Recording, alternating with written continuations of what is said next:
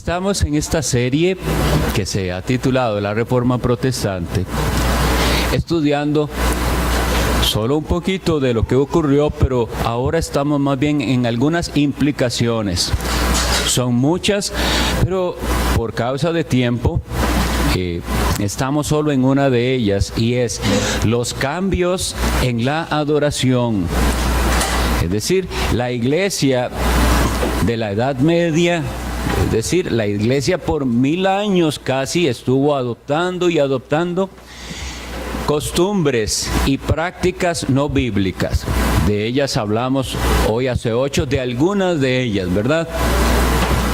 Como vamos a ver luego, eso no paró ahí. Los cristianos seguimos adoptando prácticas que no tienen un sustento bíblico. Y tenemos que ser cuidadosos, sobre todo si estas afectan el culto al Señor. Entonces habíamos quedado en esto, que la iglesia debe creer y practicar lo que la Biblia enseña. Habíamos visto en Hebreos 10:21 que Cristo es el sacerdote de la casa de Dios. No tenemos otro mediador, no hay manera de nosotros acercarnos a Dios si no es por Jesucristo. Y esto se había olvidado. Por siglos las personas habían sido enseñadas a que había otras maneras de acercarse a Dios. Y todavía al día presente hay muchos con los que pudiéramos hablar que nos dicen así, que las oraciones a los santos o a María es porque ellos están más cerca de Dios, no dirigirse directamente a Dios, sino a través de ellos que están cerca de Dios y pueden interceder por nosotros. Y aunque el argumento suene lógico o entendible, es completamente contrario a lo que la Biblia nos dice, porque Dios nos dio un único mediador que es su Hijo Jesucristo. Habíamos visto también que el Señor regula lo que se debe hacer en su casa. Y quisiera leer para ustedes lo que pasó en lo que describe el Evangelio de Lucas capítulo 19. Los versículos 45 en adelante leo y dice: y entrando en el templo, comenzó a echar fuera a todos los que vendían y compraban en él, diciéndoles: escrito está, mi casa es casa de oración, mas vosotros la habéis hecho cueva de ladrones.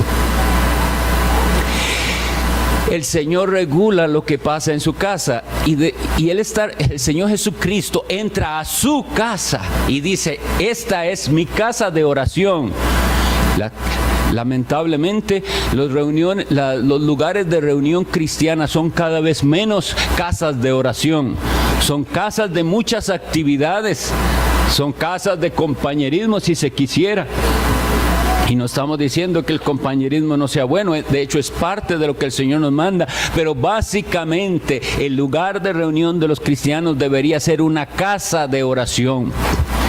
Esto nos confronta porque vemos muchos lugares donde el culto a Dios incluye, si acaso, 1 o 2 oraciones de 30 segundos o de 1 minuto. No hay espacios de oración en la casa del Señor. El Señor entonces nos llama a la reforma y vamos a hacer del lugar de reunión de los cristianos un lugar de oración. Para enfatizar lo que habíamos visto hoy hace 8 días, de que había quienes decían, interpretando de una manera incorrecta lo que queremos decir, estamos hablando de regulaciones que Dios hace para el culto a Él, para la adoración. Para las demás áreas de nuestra vida, Dios no regula de la misma manera, aunque sí nos da principios. Toda nuestra vida, dice alguien, debería ser un acto de adoración. Pues sí, nuestra convicción es: ¿cuál es el propósito principal del hombre? Glorificar a Dios, disfrutar de Él para siempre. Y hay muchísimos pasajes bíblicos que apoyan este principio. Pero para las muchas áreas de la vida, el Señor no dio específicas instrucciones, solo los principios. Como les decía, alguien que en su razonamiento, que casi es risible, decía, me levanto y la Biblia no dice que me tenga que lavar los dientes, entonces no me los lavo. Eso era en respuesta a nuestra posición que dice, en el culto a Dios no debemos hacer algo que Dios no ha mandado. En el culto a Dios. Fuera del culto a Dios haremos cosas que Dios específicamente no nos ha mandado, pero que coinciden con los principios de su palabra. Entonces, hay una reunión especial, hay un momento especial, hay un lugar especial. Y vamos a leer primero los Corintios 11, 18. El apóstol Pablo usa una expresión que nos ayuda a entender esto. Él está corrigiendo errores en la celebración de la Cena del Señor. Pero oigan la expresión, dice Pablo, el apóstol, primero a los Corintios 11, 18. Pues en primer lugar, cuando os reunís como iglesia, ¿escuchan esa frase? No es como cualquier cosa, no es un paseo, no es que salieron, cuando reunís como iglesia, y entonces dice, eso que ustedes hacen, dice, cuando os reunís como iglesia, oigo que hay entre vosotros divisiones y en parte lo creo. Y luego pasa a la amonestación con respecto a la manera en que ellos se están comportando en la casa de Dios. Pero vean el contexto, cuando os reunís como iglesia, hay una reunión, no importa dónde, pero si estamos reunidos como iglesia, debe haber unas regulaciones. Y por eso también habíamos leído en el inicio de esta diapositiva tenemos 1 Timoteo, más bien es 1 Timoteo 2, pero él dice que dice, vamos a leerlo mejor, 1 Timoteo para decirlo textualmente.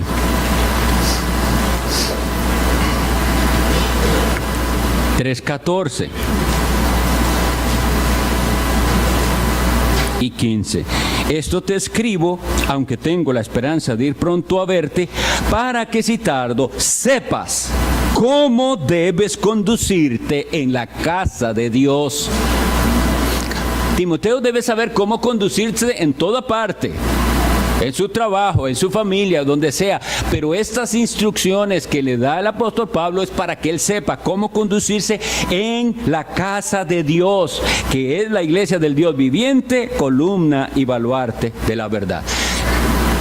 No puedo ampliar mucho más, pero espero que nos quede claro que una cosa es el culto a Dios y lo que podemos hacer en el culto a Dios, y otra cosa es lo que tengamos otras actividades que no son un culto a Dios, que son reuniones de diferentes propósitos.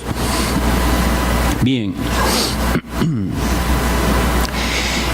Para la aplicación de esto que nosotros hemos dado en llamar el principio regulativo, nosotros solemos usar frases para describir cosas, pero si usted no quiere decirle así, dígale de otra manera. De lo único que estamos hablando es qué son las cosas que Dios permite que se hagan en el culto. ¿Y cuáles son las dificultades que encontramos nosotros a la hora de procurar reformas en esto? Número 1, nuestra tendencia a seguir tradiciones y costumbres. Es fácil que critiquemos las costumbres y tradiciones de otros y que ellos se aferran a ellas, pero basta que alguien toque nuestras tradiciones y veremos cómo es que reaccionamos cuando estamos tan acostumbrados a hacer las cosas de cierta manera y alguien nos muestra por la palabra de Dios que eso no debería hacerse. Pero esta segunda que puse aquí de un obstáculo para la aplicación del principio regulativo es esta, que estamos tratando con personas que no cumplen con los requisitos de un adorador. ¿Recuerdan las palabras de Cristo a aquella mujer en Samaria, en el pozo de Jacob? Vosotros adoráis lo que no sabéis. Si comenzamos por ahí, si comenzamos a tratar de enseñarle a alguien el cómo, pero sin el cómo adorar, pero sin primero tratar con su corazón y decirle, vea, usted lo puede hacer externamente perfecto y no ser un adorador. lo primero que se necesita es esa transformación milagrosa que el Espíritu Santo hace, el nuevo nacimiento. Y si usted no ha nacido de nuevo, entonces no puede adorar. Lo otro es el pobre conocimiento o desconocimiento entonces del Dios al que pretendemos adorar. Y esto es una garantía bíblica. Si nosotros avanzamos, progresamos en nuestro conocimiento de Cristo, entonces progresaremos también en nuestra manera en que adoraremos a Dios. Porque Cristo es la revelación plena del Padre. Conocerle a Él nos lleva a amarle a Él y a tener una disposición de adorarle como debe ser adorado. Entonces lo que nos hace falta más y más es conocer más profundamente al Dios que nosotros decimos adorar. El culto de la iglesia primitiva tomó su modelo en mucha parte del culto de la sinagoga. La sinagoga era aquellos lugares de reunión de los judíos que ellos comenzaron a usar muy probablemente en la época en que fueron cautivos en Babilonia o después de eso. Y oigan lo que ese culto tenía. Y en ese culto participó el Señor y participaron los apóstoles. Al decirles esto, también estoy diciendo algo más. A veces con respecto a las cosas que se hacen, no tenemos un harás esto así, pero la aprobación del Señor al participar en algo nos dice que está bien, porque el Señor no va a hacer nada que está mal. En el culto en la sinagoga empezaban con una oración de invocación, luego recitaban su credo. El credo básico del judío es el Shema, lo que está en Deuteronomio 6. Oye Israel, Jehová vuestro Dios, Jehová uno es. La oración, ellos habían dado una oración con 18 bendiciones. Luego leían las escrituras, luego había predicación, luego recitaban una especie de oración de alabanza pidiendo que Dios mandara a su Mesías. Luego,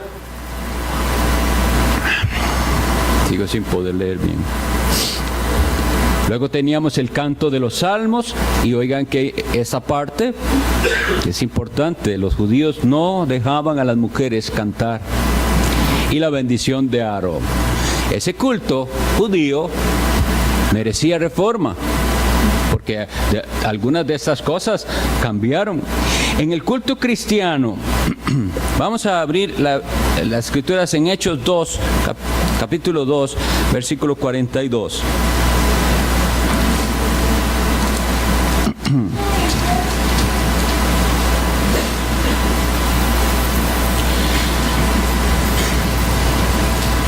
El culto cristiano, entonces, no es ahora, el culto del Nuevo Testamento no es un culto basado en la estética. ¿Qué significa eso que he dicho? En la belleza visible y externa del lugar donde se adora. ¿Recuerdan la magnificencia del templo de Salomón? ¿Recuerdan que dice que todo era de madera de acacia recubierto con oro? Ya no más. Todo lo que aquella belleza representaba ya no se necesita más. Ya el Señor vino a su templo y la belleza está en el Señor Jesucristo al cual se adora, no importa lo estético. Sin embargo, no entender esto nos va a llevar a poner mucho esfuerzo en esa parte. Lo visual.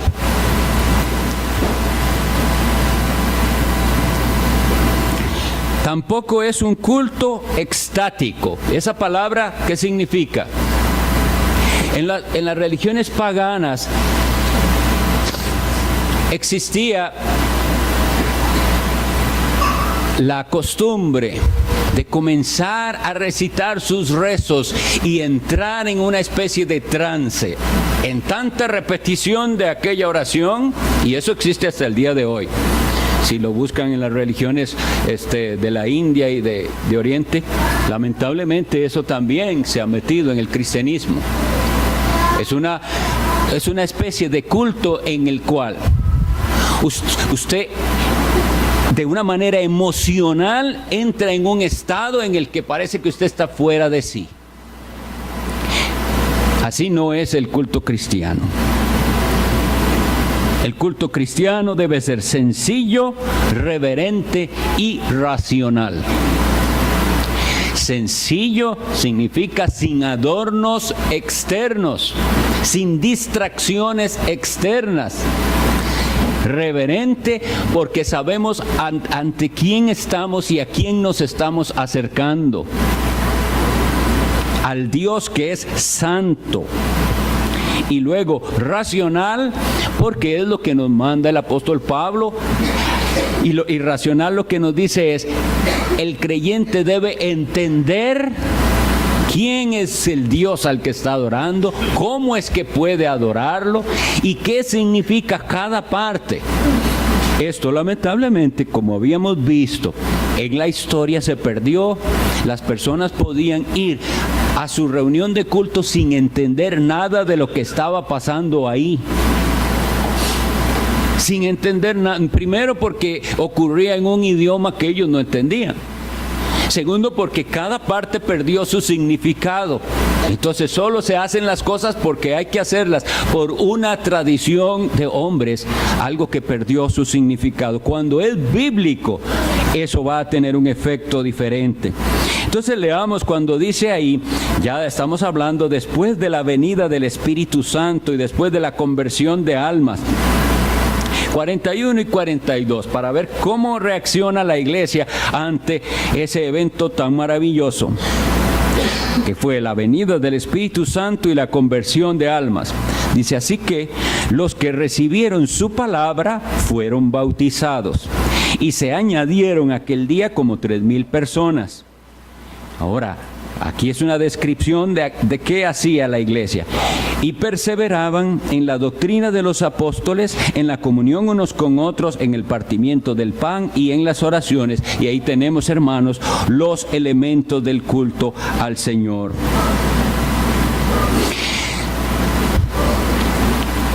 Las regulaciones para el culto al Señor fueron necesarias luego porque al no haber mandamientos tan específicos, la gente llegó a abusos. Estamos hablando de la era apostólica, donde había personas que tenían dones milagrosos, dones especiales, como por ejemplo hablar en una lengua desconocida, recibir una palabra directamente de Dios. Y el apóstol Pablo, en la primera carta a los Corintios, en su capítulo 14, él debe regular lo que se hace. Y básicamente él les dice que hay una regla que él quiere que se respete: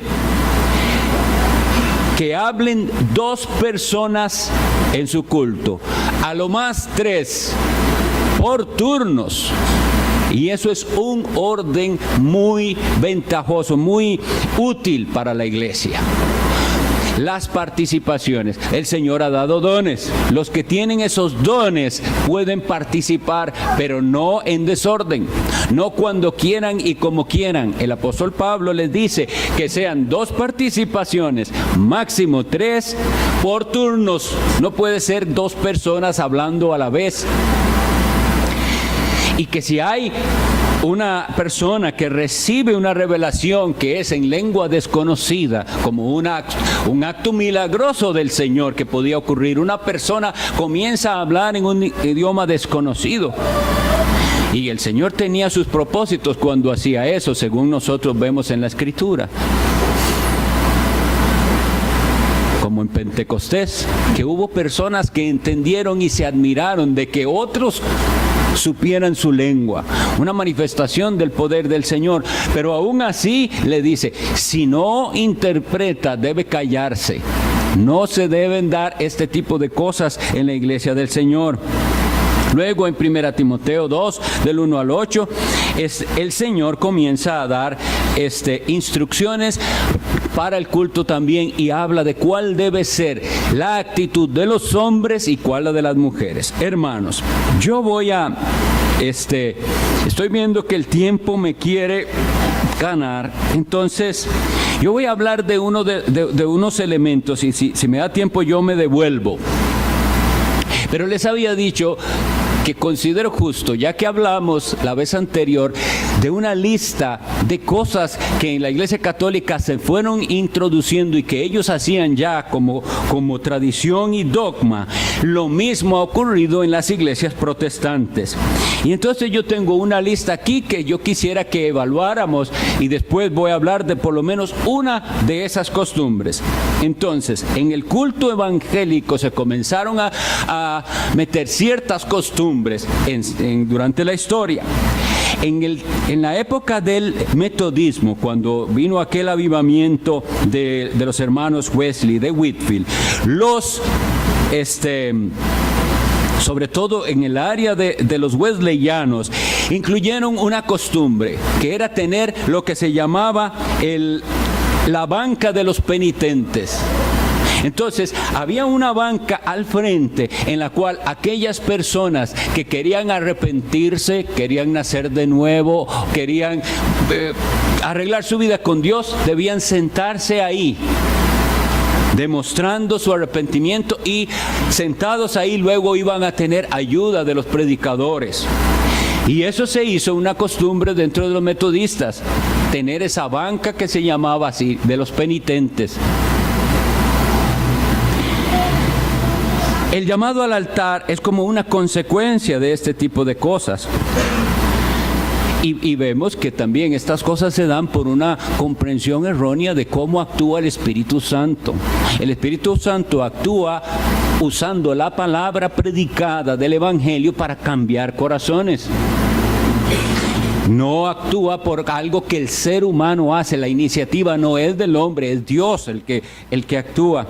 Eso fue como entonces en 1740 o por ahí. El llamado al altar para aceptar a Cristo o reconciliarse. Primero que todo, que teníamos que entender que hay un cambio de entendimiento en cuanto al lugar físico. Nosotros ya no tenemos un altar físico. Nosotros podemos hablar de un altar en el cual ofrecemos al Señor otro tipo de sacrificios, entonces ya no necesitamos aquel lugar llamado altar. Pero se comenzó a hacer un llamado al altar para aceptar a Cristo y luego también para lo que ellos llamaban reconciliarse, si la persona había estado en el mundo y regresa otra vez, o a rededicarse al Señor. Y todas estas costumbres se fueron metiendo tanto. ¿Y cuánta confusión trajo eso? Personas que se han rededicado al Señor como 10 veces en su vida y no se dedican finalmente. Y esto se metió como en los años 1830. Esa costumbre de hacer la predicación y ahora llamar a las personas hacia adelante. La oración en voz alta de toda la congregación a la vez. Realmente esto es del siglo XIX igual, después de esos avivamientos, porque tal cosa nunca se había practicado. Como veremos, si estudiamos el culto en la historia, eso no se practicaba. Hay una razón sencilla que quiero darles, después pudiéramos entrar más en eso, pero hay una razón sencilla por la cual eso es incorrecto. Porque el mismo Pablo en 1 Corintios 14 dice a los que hablaban de esa manera desordenada, dice, ¿cómo dirá amén a tu acción de gracias si el hermano no entendió lo que dijiste? Entonces, el amén, lo cual era requerido, según veremos en la historia, era requerido que toda la congregación dijera amén. Amén al final de algo que ellos han entendido, porque amén significa su manera de aprobar, así sea, es verdad, estoy de acuerdo con eso, y por eso pueden decir amén. Unas oraciones en las que todas las personas están diciendo y no se entiende por la cantidad de ruido, las personas no pueden decir un amén racional. ¿A qué le estás diciendo amén? Si no has entendido, si no estás siguiendo con el corazón la oración. La repetición de la oración de fe o de oración del pecador, vean cómo se va degenerando en las costumbres, porque por lo menos al inicio, aunque eso no es costumbre bíblica, que haya una banca de penitente, era una persona que mostraba físicamente una angustia por el estado de su alma. Pero ahora lo único que tiene que hacer es repita esta oración conmigo. ¿Entienden? Hay un cambio de las costumbres, tratando cada vez más de acomodarlo al corazón humano.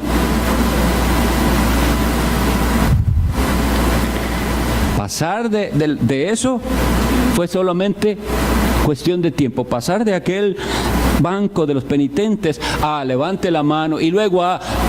Es sencillísimo, nada más repita esta oración conmigo. Y eso llegó a meterse en las iglesias evangélicas y lo que estamos diciendo no es bíblico. Repetir una oración y pensar que eso es aceptar a Cristo. Luego, estas otras fechas es por observación. No he podido encontrar fechas exactas, pero he podido observar hasta donde me da la memoria. Ni siquiera en las iglesias pentecostales antes de los 60 se tenía una costumbre como tal de estar ungiendo para cada cosa y para estar reprendiendo demonios. En particular en nuestro país, por la década de los 70 vinieron unos predicadores, algunos venían de Guatemala. Y las iglesias pentecostales y algunas no pentecostales identificaron esa predicación y esa manera de culto como un avivamiento. Y estaban contentos de ver gente venir a la iglesia. Y seamos sensatos en esto al analizarlo. Si usted es cristiano, usted se alegra de ver personas que no venían a la iglesia venir. Eso es un sentimiento natural del cristiano. Yo quiero ver gente que viene a la iglesia. Pero no se dieron cuenta que los métodos que estaban siendo usados no eran bíblicos y por lo tanto tenían más gente, pero no necesariamente más convertidos. Pero este tipo de prácticas, como imponer las manos y ministrar, es atractivo al corazón humano porque nuestro corazón es supersticioso. Uno quiere creer en cosas que ve, en cosas que toca, en cosas que siente. Entonces es atractivo a las personas.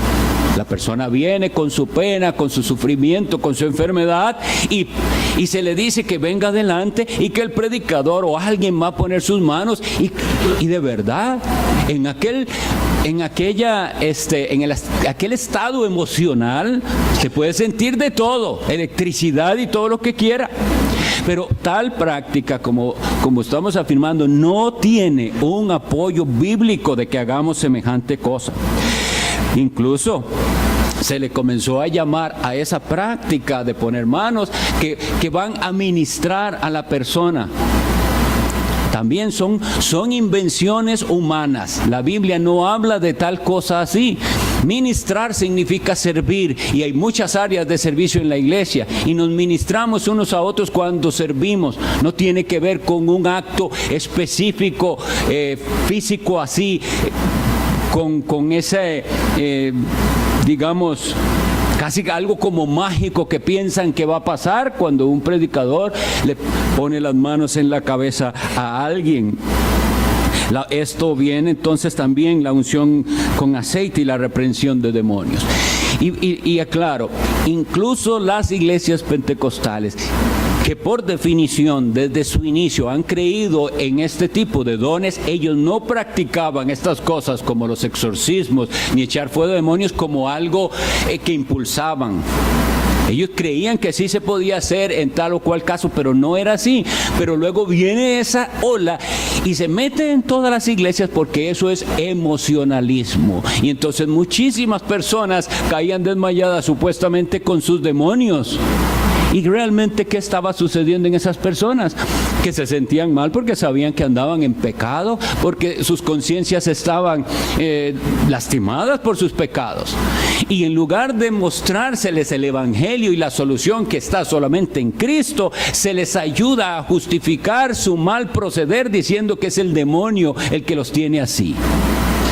El demonio es tentador, pero el ser humano es responsable. Y otra de las cosas que llegó a cambiar muchísimo. El culto evangélico fue después de la conversión de muchos de los que estuvieron en el movimiento hippie de los 60s, que ellos vienen, ingresan, dicen haber aceptado a Cristo, y muchos de ellos creo que sí aceptaron a Cristo y se volvieron cristianos, pero sin instrucción. Y las iglesias ingenuamente reciben a esos jóvenes que vienen del movimiento hippie, pero ellos quieren, sí, a Cristo, pero también quieren lo que tenían en el mundo. Música del mundo. ¿Y qué hace la iglesia? Aceptar eso, con tal de que esos jóvenes del movimiento de Jesús, como se le llamó, estuvieran en la iglesia. Pero eso no pasó de un día para otro. En las iglesias hubo controversias. Yo recuerdo perfectamente que, y no estamos hablando de iglesias bautistas solamente, no estamos hablando de iglesias reformadas, estoy hablando de iglesia evangélica cualquiera. Había en aquellos años toda una controversia cuando comenzaron a incluir instrumentos que hacían parecer la iglesia un lugar de entretenimiento. Y hasta iglesias se dividieron por eso. Y eso, les digo, consta históricamente. Lamentablemente, muchos han nacido después de esa generación pensando que la batería siempre ha estado en el púlpito. Que así ha sido siempre, porque no conocen otra cosa. Pero esa fue una intromisión en la casa de Dios. Y como había dicho en alguna ocasión, el evangélico de hoy en día ni se imagina que hubo un tiempo donde en la iglesia no había ni un solo instrumento de ningún tipo. Y que la introducción de un instrumento llevó debates serios. Es decir, si mi posición era contraria, yo tenía que escribir un buen argumento amplio. Y los hermanos que tenían la posición de que sí se podía incluir un buen argumento respaldado bíblicamente. Debate teológico al respecto de cualquier cosa que variara. Y les recuerdo, para los que no saben, qué significa la palabra a capela. A capela, hoy día todo el mundo sabe que es cuando el coro se presenta, pero no hay instrumentos. Y creen que eso vino de, nada más, así se le llama, es que cantaron, solo eran voces, no hay instrumentos. ¿Por qué a capela? Porque por muchos siglos en la capilla, en el lugar de adoración, no había instrumentos. Entonces decir a capela significa vamos a cantar a capela, significa vamos a cantar como en la capilla. Pero la gente ignora y se imagina que siempre los cultos han sido el gran desorden que hoy han conocido.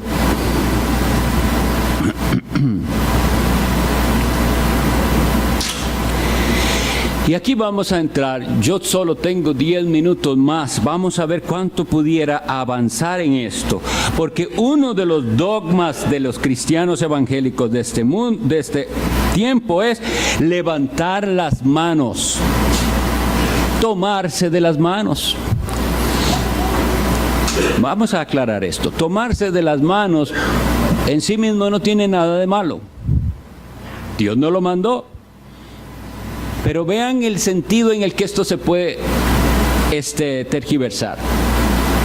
Entonces yo le digo a toda la congregación, tenemos un problema, hagamos un círculo y todos nos tomamos de las manos. Y la gente cree que esa oración es más especial, más espiritual, que Dios la va a escuchar porque todos estamos de las manos. Primero, Dios no mandó eso, pero segundo, no es por eso. La unidad de los creyentes no es así, es una unidad del Espíritu. Ahora, si usted tiene la costumbre, como yo la he tenido también, de en su casa darle su mano a su niña, a su esposa para orar, yo no estoy diciendo que deje de hacerlo. Lo que estoy diciendo es, Dios no le dijo que esa oración es más buena si usted le da la mano a su esposa o no. Esas son cosas que nosotros inventamos. Y el asunto con levantar las manos, como veremos, es lo mismo. es algo que nosotros hemos entendido mal, y entonces pensamos que si alzamos las manos, y eso sí bien arriba, y las tenemos bastante arriba, esa oración es mejor que la del que no levantó las manos. Las danzas, los aplausos, esa euforia que se da. Y luego metieron promesas de fe, pactos, siembras. Todo eso entró en la iglesia y nunca se había oído en la iglesia evangélica de tales cosas. La presentación de los bebés es una práctica dentro de algunas iglesias bautistas. ¿Y por qué la hicieron? Bueno, porque los bautistas no creemos en bautizar bebés como los presbiterianos o anglicanos o metodistas.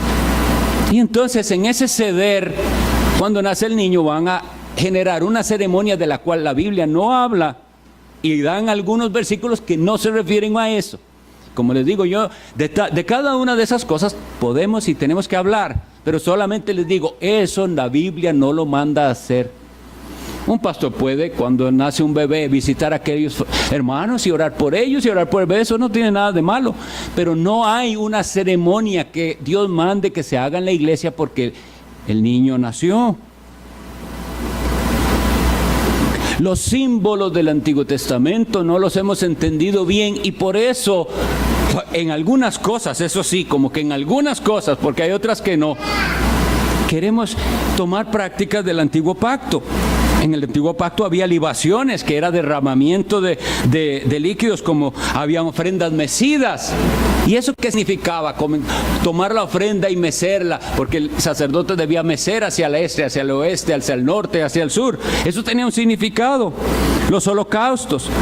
Pero vean una de las que yo no veo que le guste a la gente: rasgarse los vestidos y ponerse silicio y echarse ceniza en la cabeza.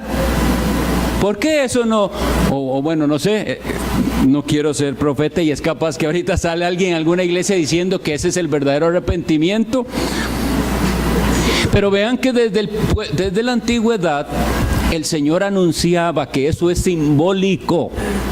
El llamado a la realidad representada por aquel símbolo en Deuteronomio 10:16. Ya desde Moisés le dice, lo que se tiene que circuncidar es su corazón. Esa circuncisión que hacemos a los niños es solo un símbolo de algo, pero el asunto está en el corazón. Y el rasgar las ropas, Joel capítulo 2 versículo 13 dice, rasgad vuestro corazón y no vuestros vestidos. Desde el Antiguo Testamento ya se nos decía que todas esas prácticas eran simbólicas y tenían un significado. Entonces ahora sí, vamos a ver un poquito de por qué todas esas tendríamos que refutarlas bíblicamente, una por una. Yo quiero por lo menos una de ellas hacerlo hoy: levantar las manos. En el Antiguo Testamento vemos que en Génesis 14:22, no lo busquen para que lo hagamos rápido, Abraham dice al rey de Sodoma, he alzado mi mano a Jehová. Y eso es un juramento. Yo no voy a hacer eso. Yo no quiero tomar de usted ni un hilo. He alzado mi mano a Jehová. Según la cultura judía, alzar las manos tenía esos dos únicos significados: o juramento u oración. Y en Ezequiel es Dios quien alza su mano en juramento. Si leen Ezequiel 36:7, Dios dice, he alzado mi mano. Es un juramento. Entonces, eso es uno de los símbolos que se representa con alzar las manos. Pero vamos a ver entonces, y ahí sí yo voy a leer para ustedes los salmos que nos hablan de alzar las manos, y veremos su correcta interpretación y cómo ya no aplica para nosotros. En el Salmo 28 dice David, oye la voz de mis ruegos cuando clamo a ti, cuando alzo mis manos hacia tu templo. El templo de Dios, el tabernáculo, era la presencia de Dios. Y Salomón nos aclara cuando él hace el templo que la gente tenía que orar hacia tu templo. Por eso, donde quiera que hubiera un judío, si iba a orar, oraba hacia el templo, porque ahí está la presencia de Dios. Entonces David, que aquí está fuera de Jerusalén, tal vez huyendo de su hijo Absalón o alguno de esos episodios, cuando oraba, ¿qué hacía? Alzaba sus manos hacia el templo, hacia la presencia de Dios. Por eso era que tenía que alzar sus manos simbólicamente hacia donde estaba Dios. Salmo 63:4. También en este salmo se nos dice que él está en el desierto. Salmo de David cuando estaba en el desierto de Judá. Entonces en ese salmo, en el capítulo 4, él dice: mas así te bendeciré en mi vida, en tu nombre alzaré mis manos. Y ese alzar sus manos puede referirse a esas dos cosas. Entonces, o hacia Jerusalén en oración, o en juramento de que él estaba dispuesto a seguir a Dios y a serle fiel. Eso significa. Salmo 141:2. Suba mi oración delante de ti como el incienso, y el don de mis manos como la ofrenda de la tarde. Vean que aquí hay un paralelismo y hay un símbolo. Las oraciones en el mismo Apocalipsis nos dice que son las copas esas llenas de incienso, que ahí dice que eran las oraciones de los santos. Es un símbolo. Y así como sube ese humo hacia Dios, así suba mi oración. Y una manera de expresarlo era con sus manos levantadas. En la cueva estaba cuando dijo esto: suba mi oración delante de ti, el don de mis manos, como el sacrificio de la tarde. Había dos sacrificios, uno en la mañana, uno en la tarde, y él se identificaba con aquel sacrificio alzando sus manos también. En el Salmo 119:48 dice así: alzaré asimismo mis manos a tus mandamientos que amé, y meditaré en tus estatutos. Oigan, ¿a qué está alzando las manos David? A los mandamientos. Esto es una manera de hablar. Esto es una figura del lenguaje. Él no estaba levantando sus manos físicamente. Alzaré mis manos a tus mandamientos significa yo estoy identificado con ellos y prometo cumplirlos. Prometo vivir por esos mandamientos. No es algo literal. Salmo 134:2. Alzad vuestras manos al santuario y bendecid a Jehová. ¿A dónde los van a alzar? Al santuario, allá al templo donde está Dios. Ahí donde está el sacerdote elevando holocaustos y ofrendas a Dios. Ahí se levantan las manos. Salmo 143:6.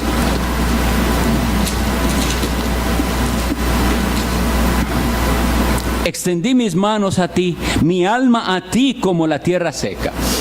Ven lo que los dos elementos de este versículo explican. Dice: extendí mis manos a ti, mi alma a ti.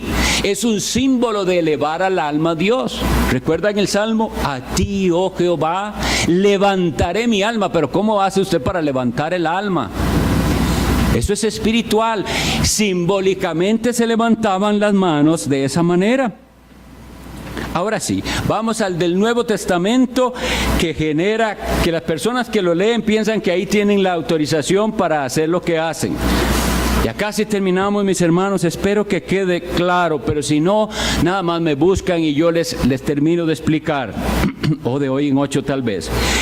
En 1 Timoteo 2:8, precisamente, recordemos que en esta epístola pastoral Pablo está dando indicaciones de qué se hace en la iglesia y cómo se hace. Quiero pues que los hombres oren en todo lugar, levantando manos santas, sin ira ni contienda. Ahora vamos a buscar una interpretación correcta a este versículo. Número 1. En el idioma griego es muy bueno. Dios usó un idioma que es muy específico y hay palabras para cada cosa. Cuando yo digo en español, el hombre es terco, yo estoy hablando del hombre en general, hablando de hombres y mujeres que somos tercos. En griego hay palabra hombre para referirse así al ser humano en general, y hay palabra hombre para referirse al que es un hombre varón. La palabra que aquí está es la palabra andros, varón, no la palabra antropos, que es hombre en general. Lo que está diciendo el apóstol aquí es: los hombres son los que deben dirigir la oración. Eso es lo principal. Así que todavía no hemos llegado al asunto de levantar las manos, pero lo primero que está diciendo es: la oración la hacen los hombres. No le gusta a la gente esto, pero ahí está en la Biblia. Quiero pues que los hombres. Ahora, cuando dice en todo lugar, es donde tenemos un escollo de interpretación. Todo lugar, ¿qué significa? Que donde quiera que usted esté, si va a orar, tiene que alzar las manos. Voy a comer, tengo que alzar las manos. Voy en el bus y se me ocurre que tengo un tiempito para orar, voy con las manos levantadas. Eso es lo que está diciendo ahí. En todo lugar de adoración donde los hombres van a dirigirla, levanten sus manos santas sin ira ni contienda. Entonces tenemos ya una restricción. Primero, cuando dice en todo lugar, se está refiriendo en todo lugar de adoración pública en los cuales los hombres están designados a dirigir la oración. Eso, no las mujeres, los hombres. Y segundo, ese todo lugar, entonces, como les decía, no tendría sentido, porque las mismas personas que tienen la costumbre de alzar las manos no las alzan siempre. Entonces no están cumpliendo en todo lugar en ese sentido de lo que ellos piensan. Ahora bien, levantando las manos santas, sin ira ni contienda, no es el levantamiento físico de las manos. Es lo que ese levantamiento representa.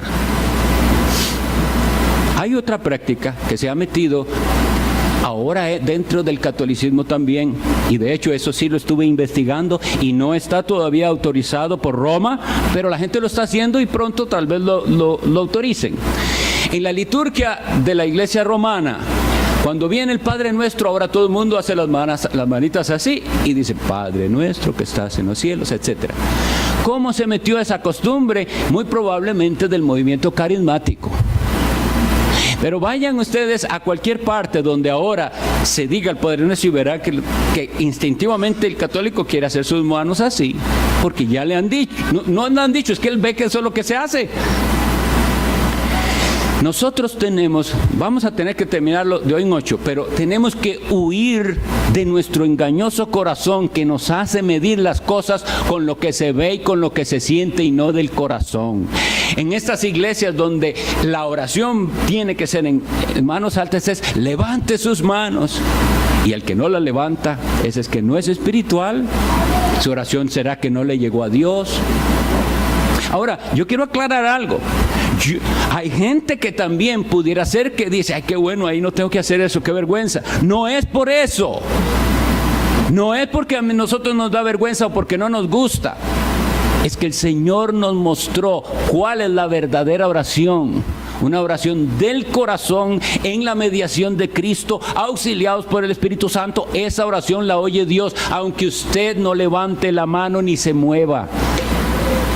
Nosotros tenemos esa tendencia a confiar en lo que hacemos. Y usted piensa que porque lo hizo de tal manera externamente, eso es lo que Dios va a ver. Este pueblo, dice Jesús, de labios me honra y su corazón está lejos de mí. Muchos de esos, lamentablemente digo esto, pero es lo que he conocido. Muchos de los que usted ve en las iglesias con las manos levantadas y sudando de la brincada que se han pegado, viven en pecado, viven mundanamente, no son gente de oración en el secreto. Y la Biblia dice que lo que es usted en el secreto es lo que realmente es. Y por eso, si aquí usted tampoco ora con reverencia a Dios y usted depende de ese tipo de cosas externas, examínese a sí mismo y cómo es su oración cuando usted está solo con Dios. Solo con Dios.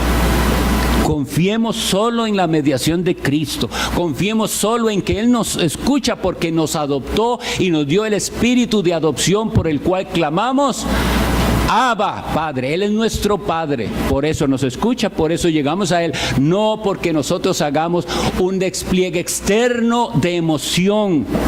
Huyamos más bien de eso.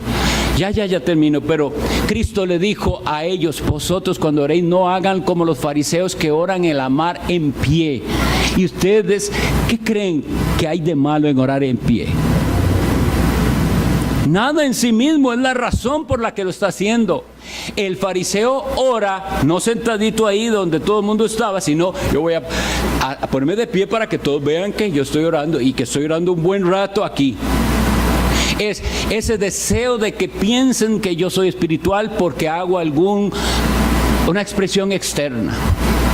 Ahora, si usted ha sido enseñado, yo sé lo difícil que es que usted siente que ese impulso de levantar sus manos, y ahora usted va a tener que aprender, vea, con los ojos cerrados, sin cerrar, con las manos abajo, aquí o donde sea. Eso no hace mi oración mejor. Es Cristo Jesús el que hace que nuestra oración sea escuchada. Vamos a hablar más de esto de hoy en 8, si Dios lo permite, en este lapso de recreo o de intermedio. Ocupémoslo para las ofrendas al Señor, para saludar al que no ha saludado. Saludarse era parte del culto antiguo.